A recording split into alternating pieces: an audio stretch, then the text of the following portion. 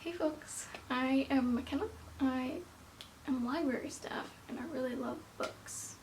So today we're going to talk about everything I read in January 2024.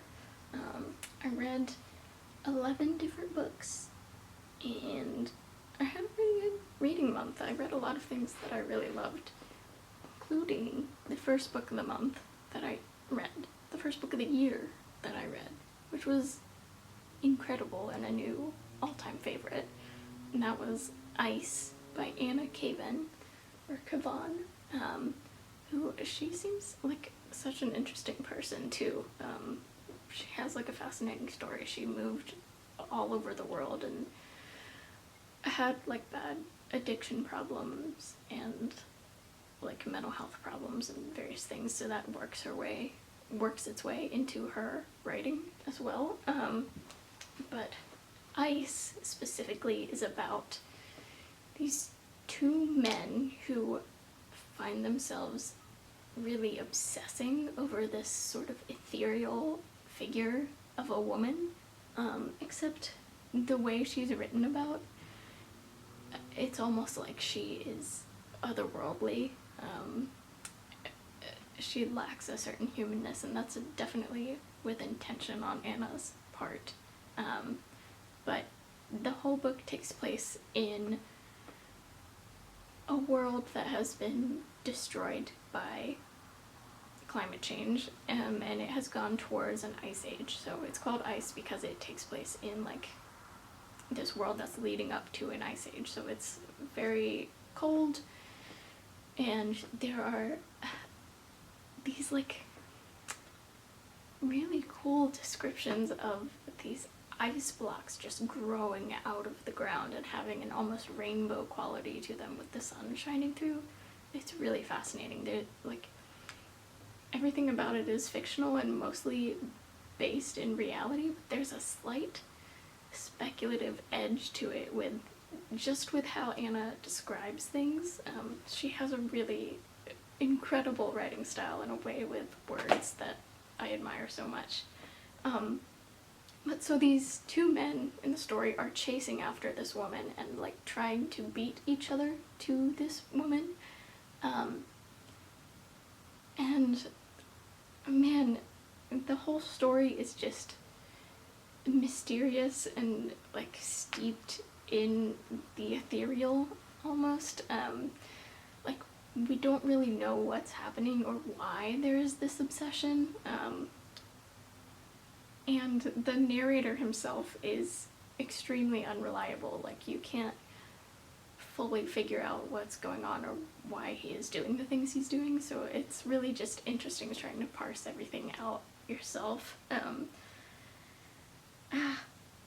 It's like, man, it's okay. It has a like macabre and a pleading tone to it, where the narrator really is searching for something, and you as the reader know that this girl will not satiate whatever he is going after because she's really just a human.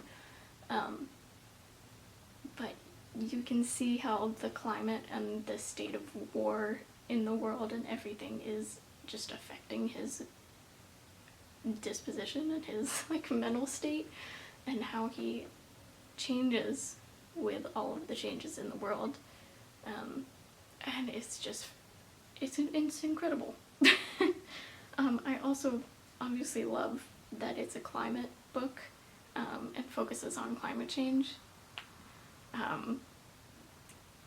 Like, one of the questions I found asking myself is, how does the actual story of these men chasing this woman relate to the climate change narrative? Like, it seems like there's a lot of self-doom, so we get to learn in this book that it's very much a human-induced climate change, a human-induced ice age, and there's also this like self-doom that the narrator is going through because he's like steeping himself in this obsession and this chase, but it's terrible for him. He's like falling apart as he does it. So like, he's grappling with the climate change that has been brought on by the humans, but also with his own demise being brought on by himself, you know? It's fascinating, and I love it so much. So that is definitely a new favorite. I don't own a copy of it yet, but I can't wait to get a copy and like underline tons of stuff and read it a million more times because it was beautiful and I loved it so much. Okay, the next book I read was Castle in the Air by Diana Wynne Jones, and this is actually a companion novel to Howl's Moving Castle, which I read a while ago. And let's see, so it's essentially a retelling of Aladdin or the 10,000 Nights, and it centers this boy who finds a magic carpet, finds the love of his life, who happens to be a princess, and then a djinn steals his love and all of the princesses in the land. So the boy has to go rescue the princess, and he does this with sort of an unlikely companion who is quite humorous. Overall, the story is just, it's funny, it's heartwarming, it's easy to read, it's just a delight.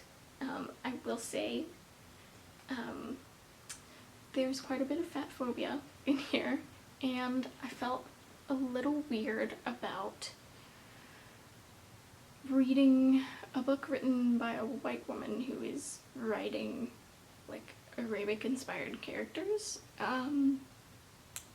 Yeah, that was just kind of strange, but overlooking those things, it's a fun read. I enjoyed it a lot, and the characters are really just fun. Plus you get to see some old favorite characters like Sophie, and yeah, I don't know, it's, if you've read Diana Wynne Jones before, it's very heartwarming and cozy and a good time. I wouldn't say it's like an excellent book or anything, but it's a good time for sure, and I'd recommend it for people who are fans of Howl's Moving Castle, and generally for people who are fans of like cozy fantasy. It's a good one. It's cute. Alright, so next up I read Latooy by Darcy Little Badger. This is one I had heard about for quite a while now. It's an indigenous book, which I always love reading.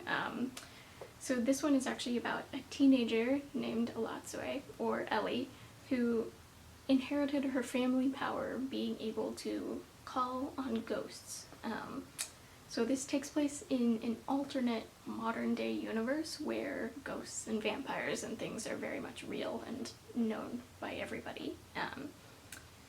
But the plot of this story begins with Latooy trying to find information about her uncle's death because he dies mysteriously, and she thinks it might have to do with more than just the accident, it seems like. So she discovers through searching for the cause of this mystery that it seems to be tied to the colonization of her people and to this strange little town that nobody has ever heard of, and there are no like records of this town anywhere. So it's really cool. I love a good book that talks about colonization in a like complex way. This is very much a YA novel. It centers teenagers. It's written like a typical YA novel, but I love that it has a slightly speculative element and like an edge of the weird almost, because the way that this mysterious town works and the way that the strange town ties to colonization and to the paranormal is really fascinating and not something I've seen before, so I loved that. The characters are really lovable. I especially loved the dog, Kirby. He's very cute. Yeah, and overall I recommend this one to anyone who needs a nice, easy to read YA book, who likes colonization, paranormal, themes of grief, etc. It's a great one. Next up I read The Moth Keeper by Kay O'Neill, who is also the author of the Tea Dragon Society series, which I absolutely love. So The Moth Keeper is a really cute graphic novel about these people who become nocturnal in order to keep the moon company. So it's really cute. I love that premise. our protagonist becomes a moth keeper, so she actually like shepherds the moths who keep their community alive. They bring a certain magic to the community that the community depends on in order to survive as nocturnal creatures.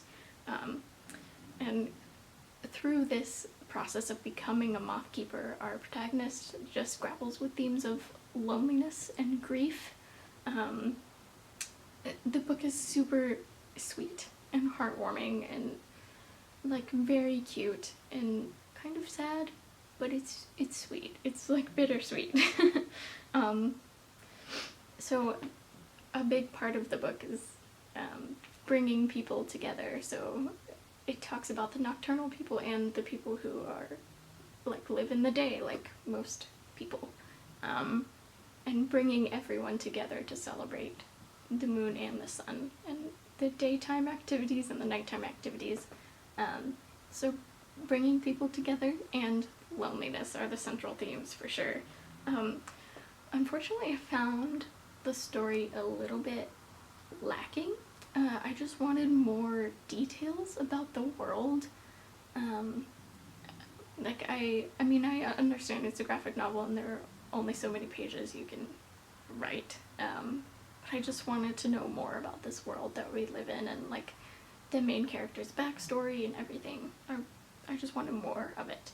I also didn't love the art style in this one as much as the Tea Dragon Society. It's very like sketchy, which is fine, but I just found it slightly distracting personally. But the colors are really beautiful. I love the colors, and even more than that, I really love the character designs. All of the characters are like so unique and well thought out, and I really love them so much. They have so much personality. Yeah, so this is a very wholesome one, and I definitely recommend it for fans of Tea Dragon Society, and other like cozy, wholesome things. It's a good one.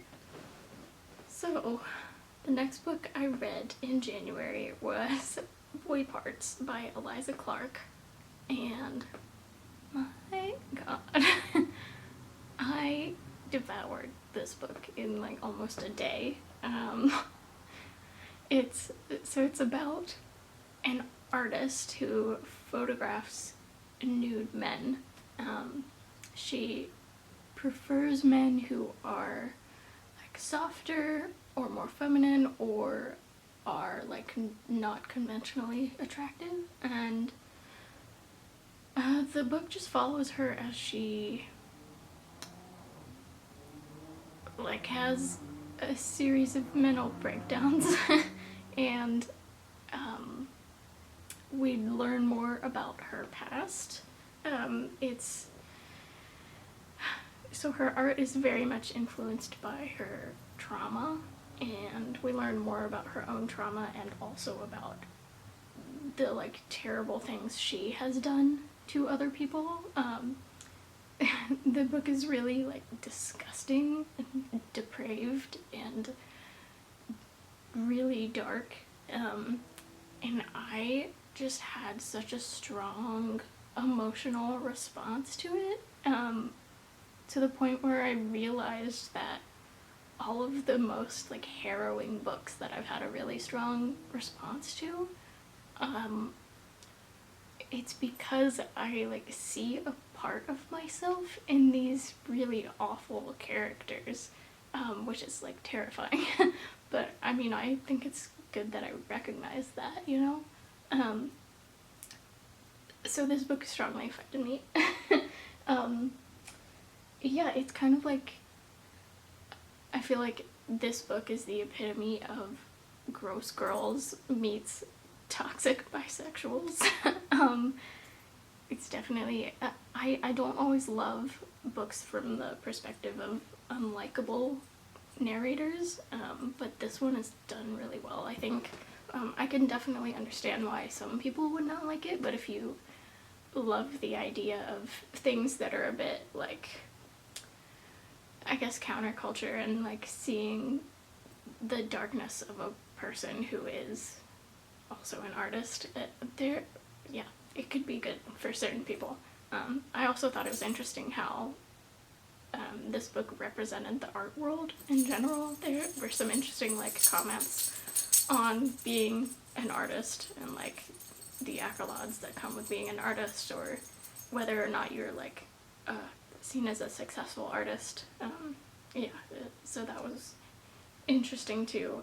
I definitely recommend this book, but only to certain people and only if you're in like a headspace where you think you can handle that.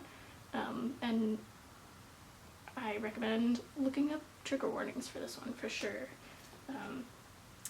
But I really loved it. It's and this book actually like sparked a new journey of like reading a bunch of really dark books for me. Yeah, so we'll probably be seeing a lot more of the weird, disgusting dark books coming up this year. But yeah, I really enjoyed Boy Parts. It was great. Okay, next up we have Always Lived in the Castle by Shirley Jackson. This one is a mystery about a family living in an old Gothic house in a small town, and the family who live here are outcasts. They're like universally hated by the townspeople, and it turns out there are only 3 family members left living in this huge house, but we know that there used to be a really large family there. So the mystery of this book is finding out what happened to this family and why the family is hated so strongly by the people. The 2 sisters who live in the house are very close to each other, and they have kind of odd habits. We're following one of the sisters, and I really enjoyed seeing her like inner dialogue and like her thought processes. But I do wish we had gone more into that. I just kind of found this book a little lacking. I know a lot of people really love it, but I just wanted more. I guess I like a lot of detail in my books, but I did really like the parts where our main character runs out to the woods on the grounds and like hides under a bush. And like all of the descriptions of their various like little places that they have created within the house and the property. But the mystery itself, it's unveiled really slowly throughout the novel, and it leaves you with a pretty vague ending so that the reader can kind of interpret it how you wish, and I found that interesting. I would love to discuss it with people and like find out what they think happened, like who done it. And yeah, because it was really interesting, but the vagueness also contributed to me wanting more from the book, I guess. So I did like the book, and I think it's a good mystery. It's like slightly eerie, but it's not scary at all. Yeah, it was good. But I honestly will probably forget a lot of it. It's not going to be a very memorable one for me. But yeah. Okay, so next up is Tress of the Emerald Sea by Brandon Sanderson. This is my first Sanderson book I've ever read, although I have The Way of Kings on my shelf and have been meaning to read it for years. But this is the first one I picked up, and I read it with the Pocket Pages book club, which is Allison Page's book club. So I also got to like chat about it with everybody in her Discord, which was fun. But Tress of the Emerald Sea is about this world where the seas are spores, they're not water. So they are these little spores that when the spores touch water, they are activated and grow into plants or do other things when they are touched by water. So the like 7 different seas in the world have different types of spores, and the types of spores do different things.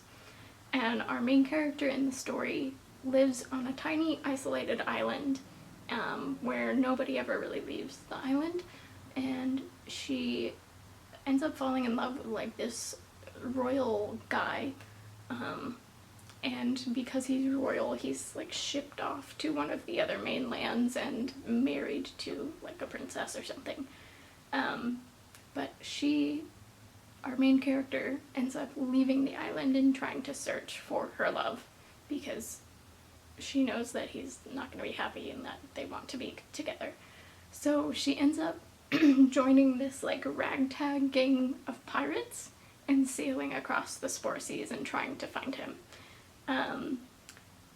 And there's also like a plot with a witch, and they're like trying to reverse a curse and like all of this sort of stuff. So it's really just like a found family adventure because she joins these pirates and goes on all sorts of little journeys throughout the whole story. It's great, it's heartwarming, it's charming. So Sanderson's writing in this was kind of like startling at first. It's almost I don't know how to describe it, but the cadence is like faster. It's like quippy. So it was a bit strange to adjust to, but once I got into the rhythm of it, I started to really enjoy it. And I loved the world building, just the idea of the spores and how they operate and how it's like quasi sci-fi, but not quite. It's more fantastical. That was really interesting to me.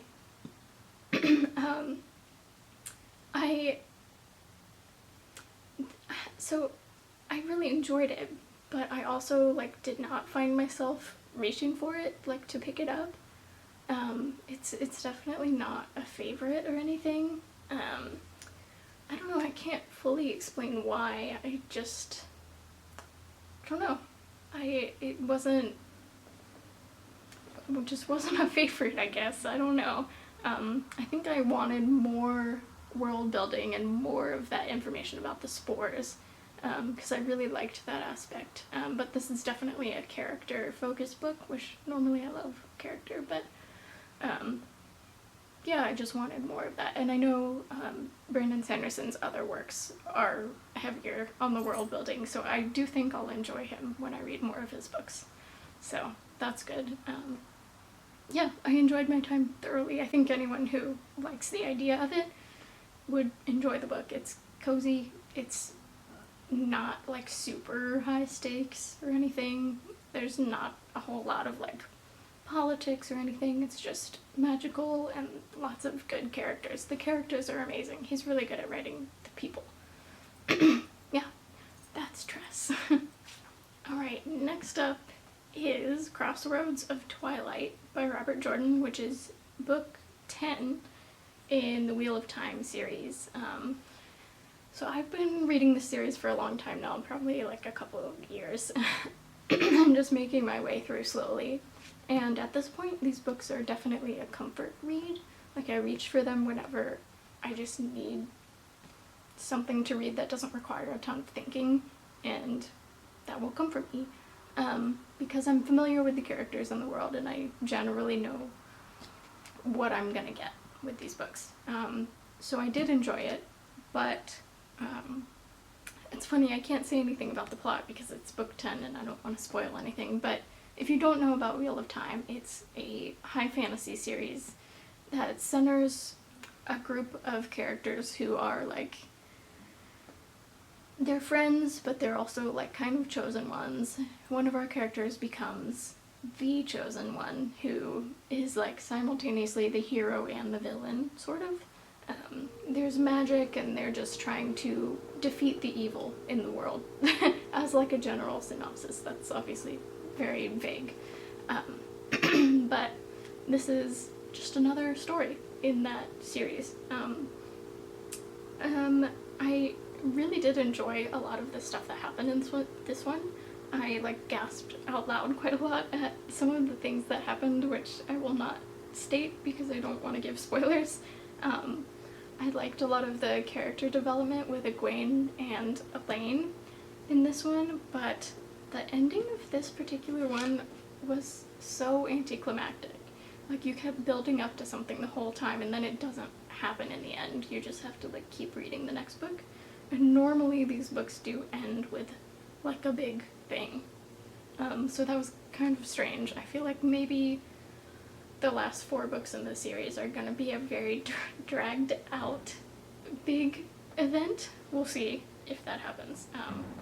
But yeah, gearing up for the final battle, I guess. But yeah, I enjoyed it, had a good time. It's a chunk, they all are. But I recommend the series if you like high fantasy and you need something fun to read. Next up is Garlic and the Vampire and Garlic and the Witch by Bree Paulson. So this is a duology of graphic novels. They're middle grade, and they're about Garlic, who is an anxious little garlic bulb who lives in this garden full of veggie people that were created by a local witch. And they just spend their days working in the garden, helping the witch out, and they're all really good personalities. They have different character traits and they're so cute.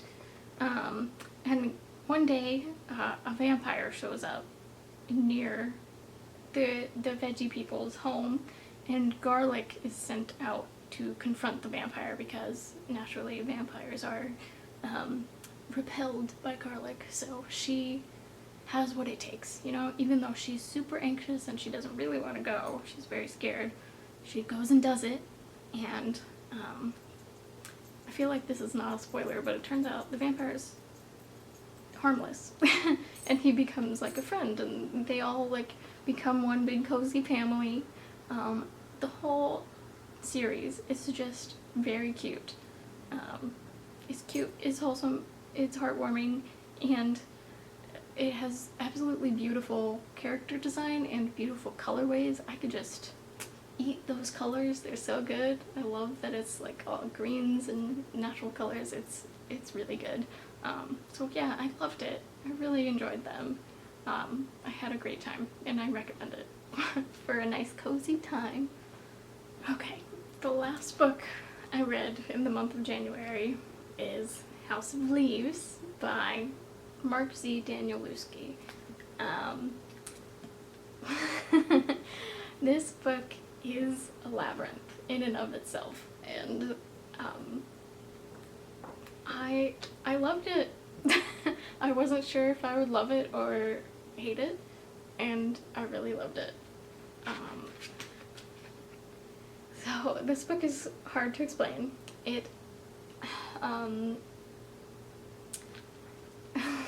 So we follow a manuscript written by Zampano.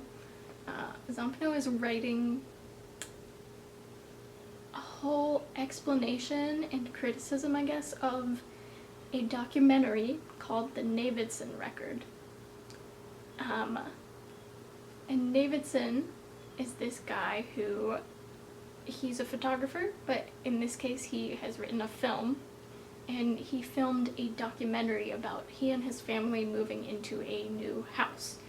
And the intention of this film is just to show them like becoming a family again after like a time of some tension.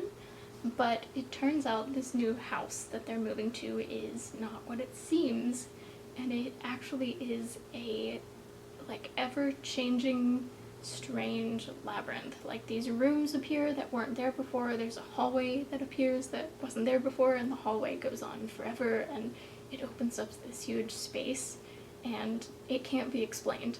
Nobody can explain it. So Navidson has these people come in from all over the country, like trying to figure out what the hell is going on with this house.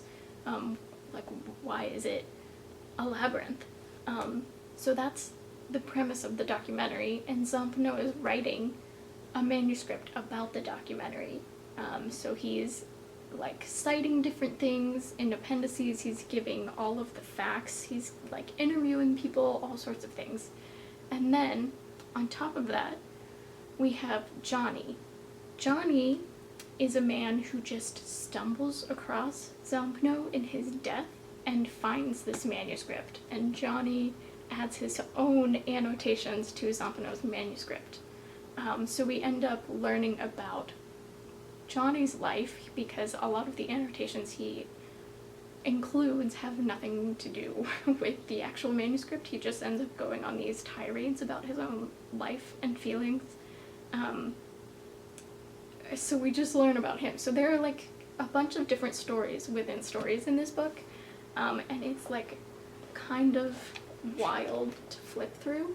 Like there's all sorts of weird stuff that happens in here, and like so many different annotations, and like, I mean, it just gets weird.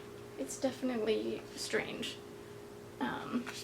And there are different colors in it. I have the 2-color? I have the 2-color edition. So there's an incomplete edition, a black and white edition, a 2-color, and a full color. So I have the 2-color. I wish I had the full color, but it's still good as a 2-color. But this book is so complex and layered, and I enjoyed every second of it. It was like a game almost, because I mean, I have all these tabs in here, and then I like constantly underline stuff that I thought was like a clue to the mystery of the whole book. And then like I have there's like stuff in the back that you have to like decode, so I have like my writing from when I was like trying to decode some of the stuff. I mean, I just enjoyed it so much. I had so much fun reading it. And I also like have a history in academia, and I like quit academia to work in libraries, and I love a fake academic book. They're so good. Like something about it just, it like scratches a little brain itch for me, because I don't know, it almost gets to the point of satirizing academic texts, but it also uses the tools and the trade of academic texts to like create this incredible world of fiction. And it's so cool because when I read an actual academic text, I often find it overwhelming and like not super well laid out or formatted or like portrayed. But this is using those same tools in a good way that actually like gets across a certain like narrative or theme or whatever, you know? So I just really loved it. And I also, like, aside from the format of it, I also did really love the story. Like, the actual labyrinth, the house, and the hallway, it's so creepy and, like, terrifying, honestly. It just gets me. It's so good. And then, like, the other layers of, like, the mystery of Zampano on top of the mystery of the Davidson record and, like, how the house affects all of the people. Oh, it's so good. And then the mystery of Johnny and, like, his mom on top of all that. You're like, wait a minute, what's going on? Who wrote this book? What is happening? It's so good. I just love the complexity and all the different layers, and that it is a labyrinth. The whole book is a labyrinth. It's a maze. It's ridiculous. I will say, it's a very dark book. The people are kind of fucked up.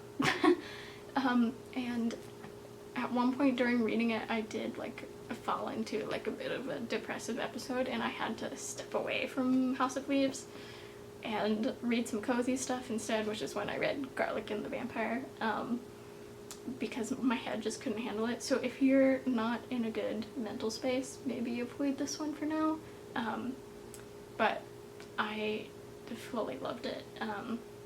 I can also totally see why some people hate it. It's like inherently, because of the style it's written in, it's inaccessible because it's an academic text. It's like trying to mimic that. And obviously, I think most of us know that academic texts are inaccessible. They're not like written for the average reader. They're written for a very specific audience.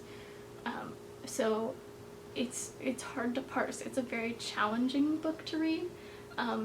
You end up flipping between pages a lot because you'll be like reading the main text, and then you'll read an annotation, and then you'll read an annotation on that annotation, and then you'll have to like flip to the appendix to look at some of the supplementary text, and like, so I think for someone who like had trouble focusing on those different things, it might be difficult. And also like just for people who aren't accustomed to that sort of writing, it would be inaccessible. I completely understand. I also get why people think it's like asinine and overrated, because I can see it. Like it's a ridiculous feat. But I just loved it. And I think if you think it sounds interesting, then definitely try it and see what you think. Because some people love it and some people hate it. I also, like, while I was reading this, I was usually at work, so I had a computer in front of me, and that helped a lot because I was like Googling anything I didn't know while I was reading it. And I think that helps because there's a whole forum on Danielewski's website dedicated to this book where people just put in their theories or their like explanations for what's happening. So like there's this whole section in the book that's about Morse code, and there's a bunch of the stuff in that chapter being written in Morse code, but like between the lines sort of. So I like tried to figure it out on my own, but I couldn't figure it out, so I used the forum on Danielewski's website, and just like got some information from the people who had potentially figured it out, and like what all of the different people's theories were for what it could mean. Yeah, I loved using that. But yeah, this whole book was a puzzle, and I freaking love puzzle books. And I thoroughly enjoyed it. Yeah, so that is everything I read in January. I had a really good reading month. I enjoyed a lot of the stuff I read. Got some new favorites. And I've already read some good stuff in February too. Yeah, so I'll see you all next time with my February wrap-up. Yay, I'm excited. Thanks for watching.